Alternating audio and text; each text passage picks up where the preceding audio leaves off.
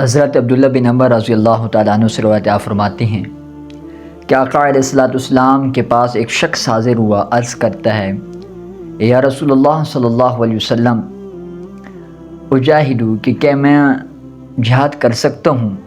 وہ آ کر آقا علیہ الصلوۃ والسلام سے اجازت لیتا ہے کہ یا رسول اللہ صلی اللہ علیہ وسلم کیا میں جہاد کر سکتا ہوں؟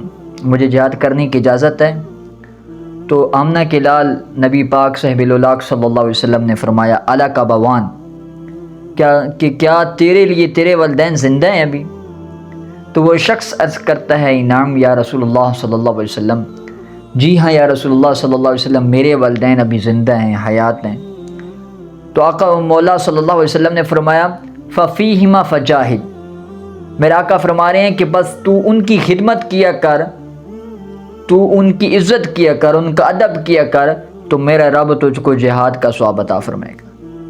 اللہ اکبر۔ اب دیکھیں نا، اس حدیث پر غور کریں کہ ایک شخص ہے، وہ سردوں کی حفاظت کر رہا ہے، سردوں پر پہرا دے رہا ہے، دن دیکھتا ہے نہ رات دیکھتا ہے، ہاں جی، سردوں کی حفاظت کر رہا ہے، اپنی جان پر کھیل رہا ہے، اپنے والدین کی خدمت کر رہا ہے، اپنے والدین کی عزت کر رہا ہے، اپنے والدین کا ادب کر رہا ہے۔